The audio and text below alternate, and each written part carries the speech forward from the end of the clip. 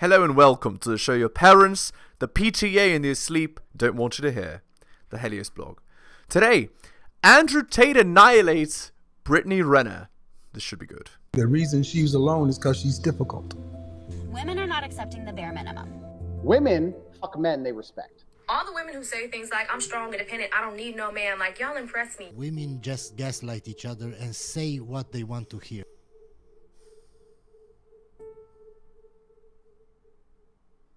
So here's my question to that, because all right, I love like everything we're talking about.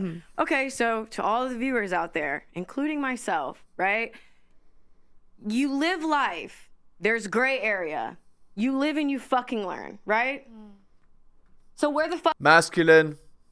do we go from here? So do I play the shame game where everybody walks away a fucking loser? Because I can do that. I've beat myself up my entire life for every decision I've ever made. Right? It got me nowhere. No. So I value myself. I see the world differently through a series of events, right? So what the fuck comes next? Because that's where I'm confused, right? Because I'm not, it's like, if you don't, if it's not like gifted to you, like even in your situation, like your dad provided you a life that like so many people would kill for. Like, you know what I mean? So that's why it's like, it sucks, because the reason I hate these conversations is because it's never about like empathy. Do I understand the scales and how? Have empathy for me. I've made my bad decisions, but now you need to accept them. I did bad, dumb, idiotic things in the past, and now you need to accept me as who I am, and you know, raise the child that isn't yours. Someone may view you for this, that, and the third. Okay, but moving forward, then what? So, okay, so I'm just gonna, like I said, make it about myself. I'm 30, single, mom. My fucking checkered past is all over Instagram. You know what I mean? I have people like you. Narcissist. She's a hoe. She's literally known for this. Okay, so what would be your advice to people like me then? But I don't believe in grey area. I believe black and white. Make good decisions 20 years ago. Okay, well, that's unfortunate, because there's gray. I don't believe in grey area. There's gray in life. Do you know what? To answer, wait, I'm going to answer. I mean, I just think there's consequences for your decisions, and I just think like my best advice would be to like lower your standards. Indeed. Like that, because I just think there's going to be consequences for putting, you know, promiscuous stuff on the internet. Okay. And you probably won't get the type of guy that you could have got at 22.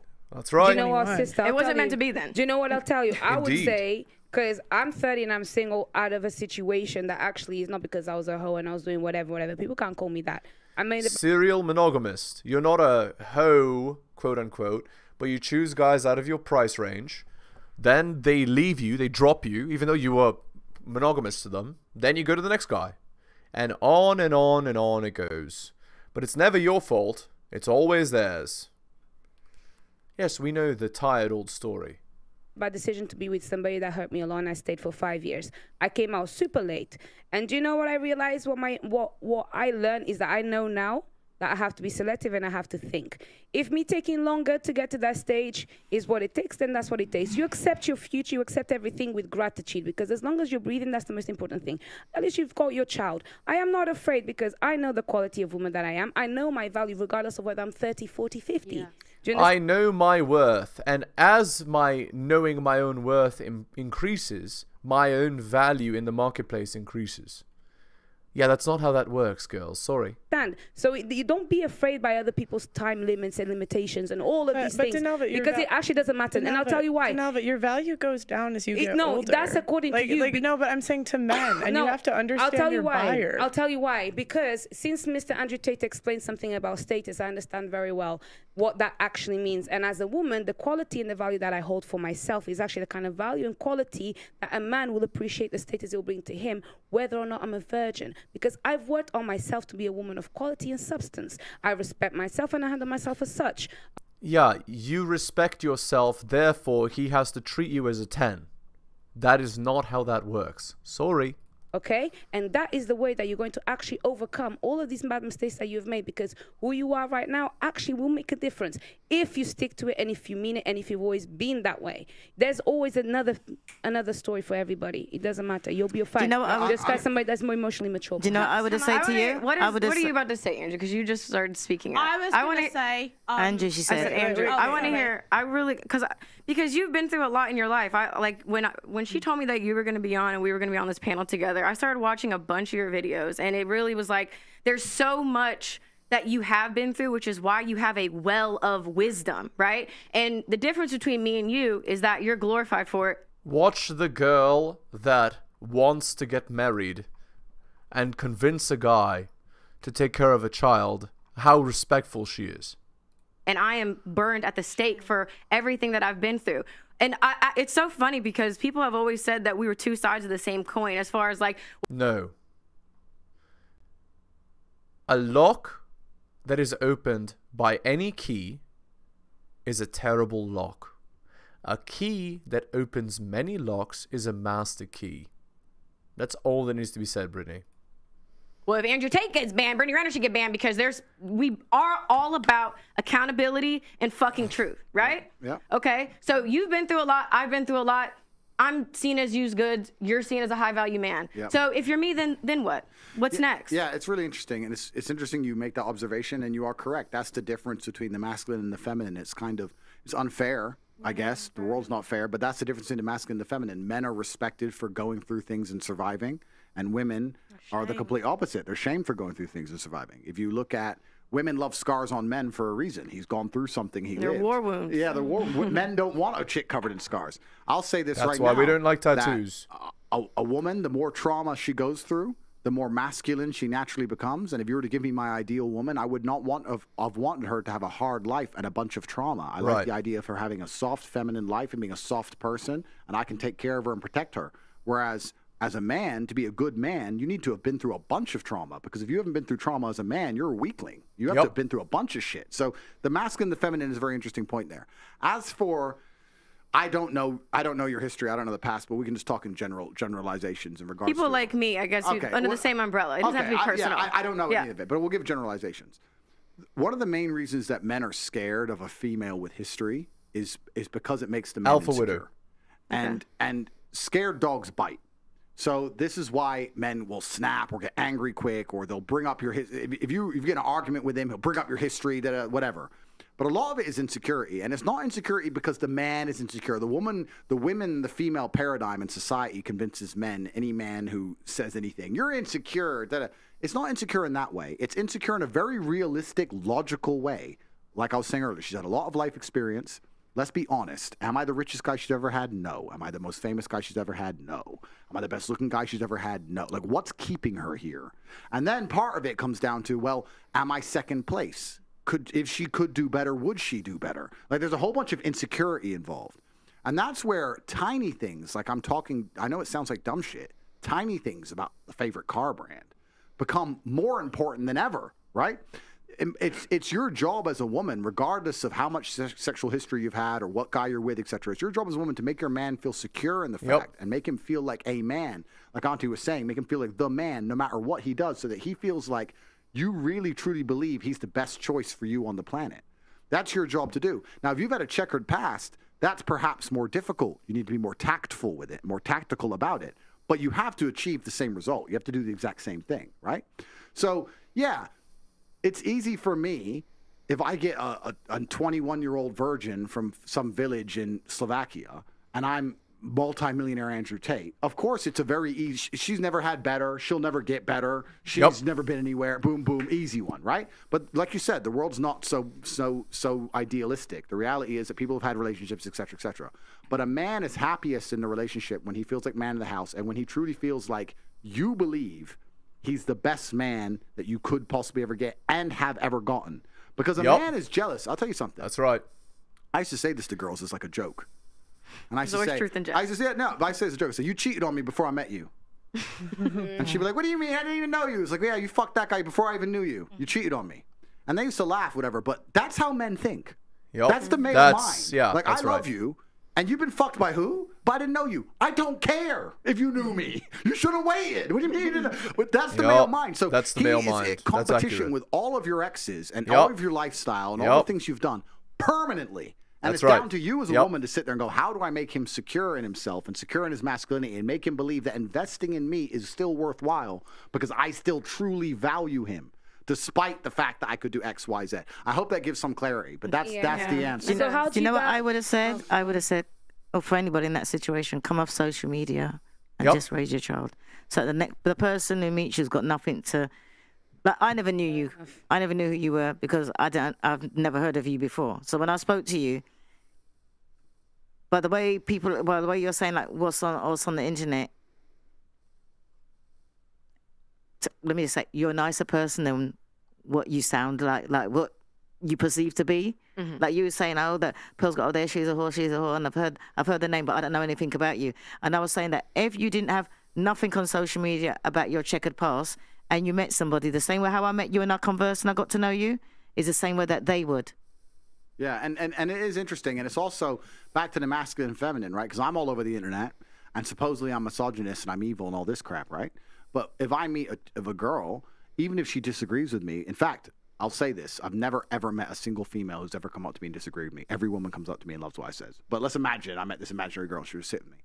And if I were to have a 10-minute conversation with her, by the time I explained the level to which they tried to destroy me, how they tried to freeze all my bank accounts, raise illegal charges against me, put me in jail for things I didn't do, put a travel ban, take my passport, all this garbage. By the time I explain how hard they tried to hurt me and failed, she'll want me. Because she'll be like, you can't kill this guy. And that's gonna be it. Like, he's fought through so much and survived. Exactly. Say a bunch of shit I don't like, but you know what? You're the man. So it is about experience, and it is different. And that's a really good point about social media. Social media amplifies all of this shit. It amplifies all these problems. Everything we're discussing, everything we've discussed back to the beginning, from status to promiscuity to your past, it's all social media. Without social media, a lot of it goes away. Yeah. And I think that's why me and my man last so long, is that he doesn't do social media, and there's nothing on there about me. I feel like, to answer your question too, because I have had people say that as a solution, and it's like, you can run but you cannot hide from the truth. And I have shared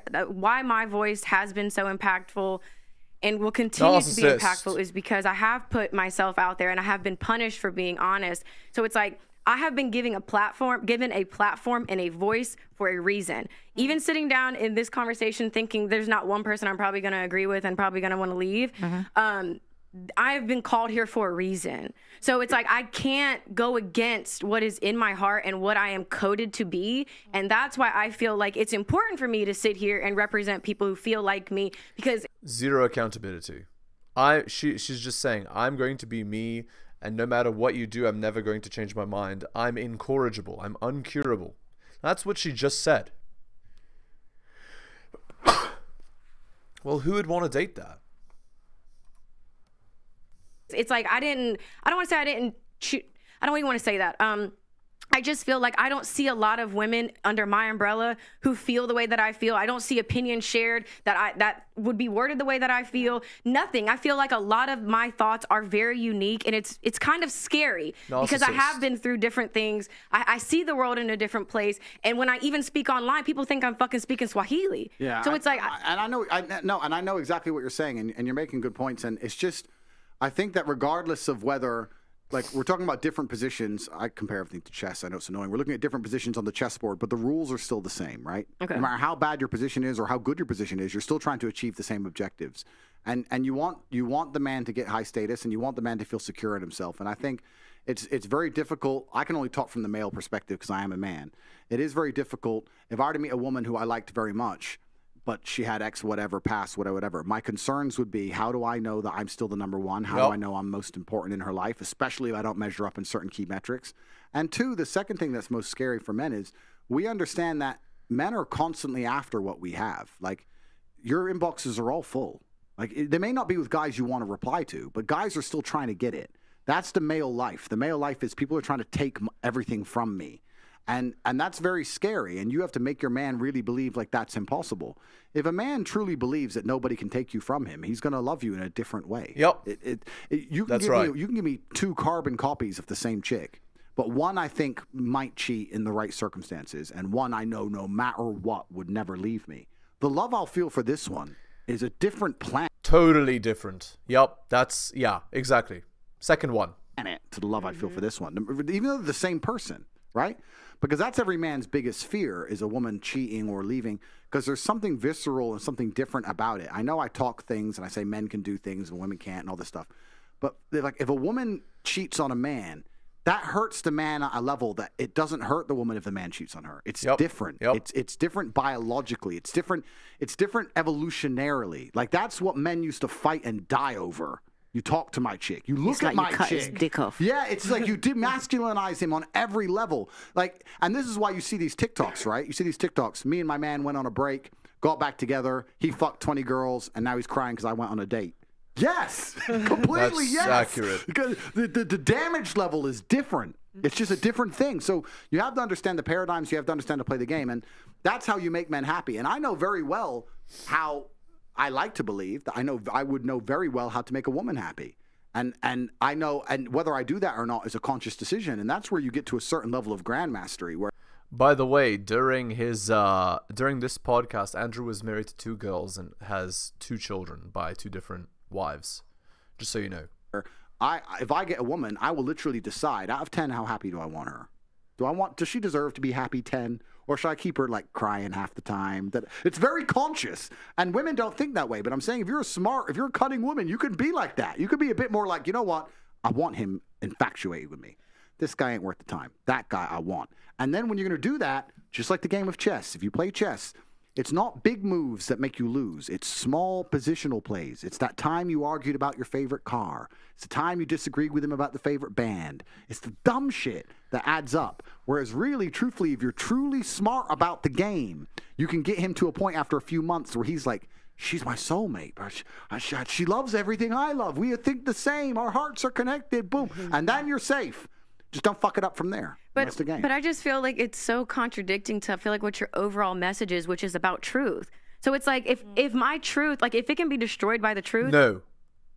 Your truth is not the truth. That's the problem here.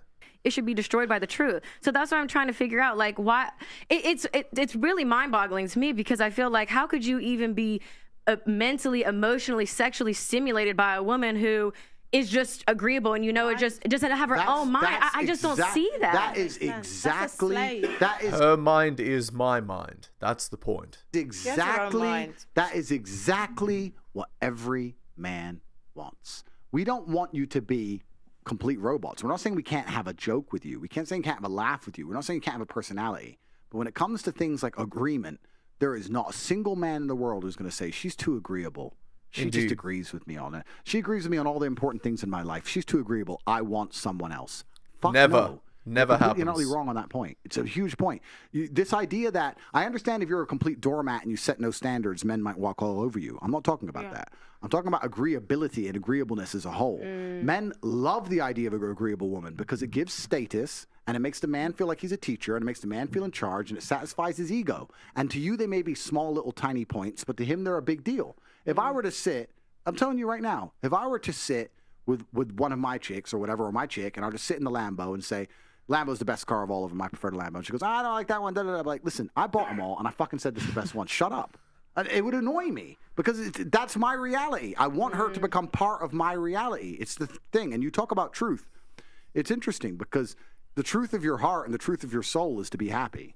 That's truth. Truth is for you to end up happy. Now, if you have to sit there and agree on a especially on a subject you don't give a fuck about, right? If it's something you care about and you are very knowledgeable about, if it's ancient Roman history and you have a degree in ancient Rome, then fine, argue the point. But if it's cars or something you don't even give a shit about, yeah, you're missing the chance to get points on the scoreboard, an easy free throw. It's and accurate. You're just fucking it up, going, no. Why? What? The truth is just play the game and win. That's the truth. Andrew could be the best female dating. Or just learn a couple of words, like how many talks, horsepower. Yeah, just throw some words in, like how much horsepower has it got? That's it. Tate, with all due respect, not all men are like that. Some men respect a woman that has her own mind. I know you. And No. That's not what he's saying. It's not about has her own mind. She can have her own mind, but if you feel as a man that she doesn't agree with you on most things, you're not going to be attracted to her because she's too disagreeable, she's too annoying. You basically feel like you have to fight with her on every point. Well, that's not the kind of relationship I want to have.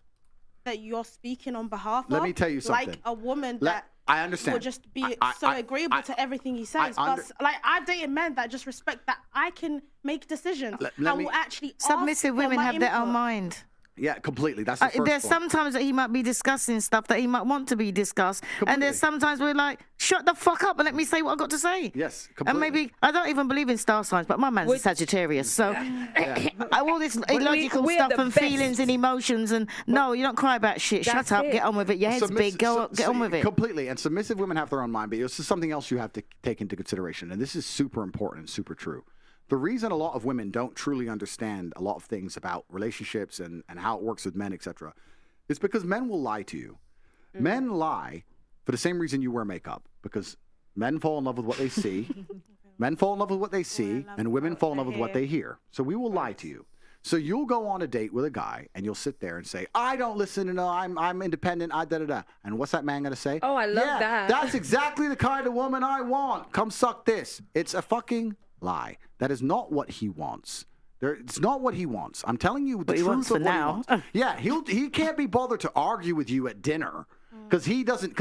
And you know what? Most men aren't smooth enough to do it. I can sit with a chick and disagree with her and be funny enough and smart enough and charismatic enough and I'm high status enough and she respects me enough to listen. But if I'm just some normal dude and I start arguing with a chick, she's gonna bounce on the dinner and say fuck you.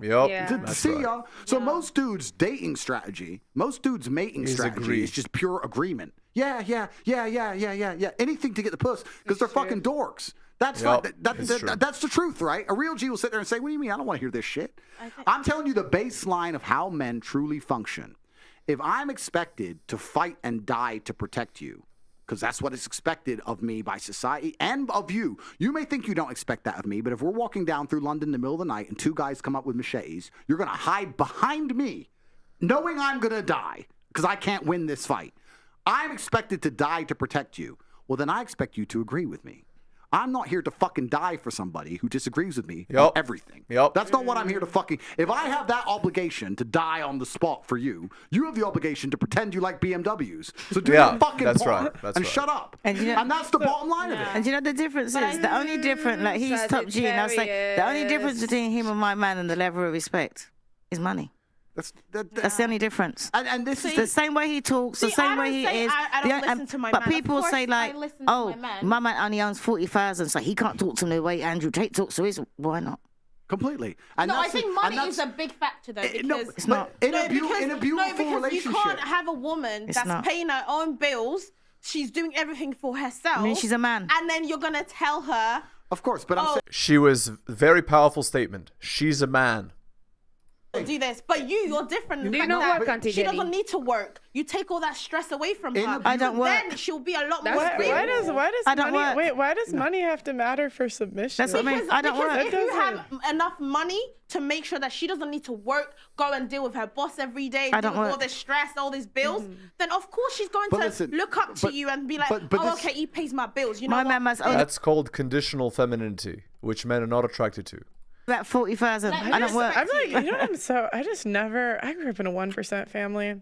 I never expected a dude to pay for everything. I don't know. I don't. But I still think like, and I just like both of my parents worked, but my mom still submitted to my dad. Like it wasn't. The point is this: in every relationship that's beautiful, every relationship that's happy, regardless of the socioeconomic scale, regardless of how rich or poor they are, regardless of how famous they are, regardless of how whatever, in every relationship where people are truly happy, pay attention. The man is in charge. He's the top G of that house. His woman makes him feel that way. She respects him for what he does, and they are happy. We're talking about me out here in the world, social media, whatever. It doesn't matter. Every man wants to be the man of his household, the king of his castle. Yes. Every single happy relationship. Absolutely true. I genuinely implore you to name a happy relationship where the woman's in charge. Name one. Doesn't exist. You can't. They end up broken up. She leaves him. Whatever. Name a happy relationship where the woman doesn't blindly say, okay, I won't go to that concert. Name one. There is only one framework in which people are happy. With the man in charge, the woman trusts and respects him enough to let him be in charge, and they're a happy couple and relationship. Yep. Any other type of relationship is a time bomb to the end. So if you want a happy relationship, that's what you should be aiming for. You need to be perspicacious enough and think about these things and sit and go, well, that's the only way relationships work. So I need to build it that way. I think instead of coming along and believing you're going to reinvent the wheel. Okay, so Tate, I want to, guys, I want to hit one more topic because we're running out of time. So I want to actually give the ladies a chance to say, what do you guys disagree with from the red pill and men-centric content? Can I go first? No. I'm submissive, though. No, Brittney can go first. I'm not really familiar with all of the topics. I'm assuming like the stuff that you guys talk about are considered the red pill. It's not even like about like disagreeing. I think I can respect someone's point of view and understand where that truth exists for a lot of people. And I just feel like, okay. All she cares about is her truth, which means she's a narcissist. Okay, cool. Like, I don't know. I don't really disagree. It's just a perspective on life.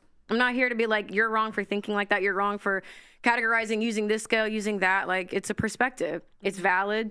And I totally see certain angles. Like, there's a lot of stuff that was said that, I mean, there's so many people on this panel, it's hard to talk. But it's like, there's a lot of things I said, okay, maybe I don't agree with. Just because, again, my walk of life and what I've seen and how I feel and how I choose to be empathetic towards people, regardless of whatever they've been through. But I don't really. So it's more for you. It's the lack of empathy sometimes. Yeah, I think that's probably it. Okay. Yeah. I'm gonna let Esther go. You're punishing me, yeah. No worries, we'll talk. See, what I don't really agree with is the incel culture of men feeling like they're entitled to a woman. A lot of men are not entitled to women. In fact, most men are single and alone because they don't qualify. All right, let's end the video there. Hit the like, hit the sub, hit all the notifications, drop me a donation like Hunter, Major, Tom, and Bobby, Dylan, Renaissance Press, Brian, and Andrew. Shout outs to you, most recent purchaser of Strategist Guide to Seduction. Thank you. Go buy my books on bit.ly/heliosbooks. My Patreon can be found at patreon.com/theheliosblog. If you're interested in getting some help, if you're interested in coaching, message me at theheliosblog@gmail.com. I will slot you right in. Thank you so much for listening, guys, especially if you listen to the end. I really do appreciate it. Take care of yourselves, and I'll see you next time.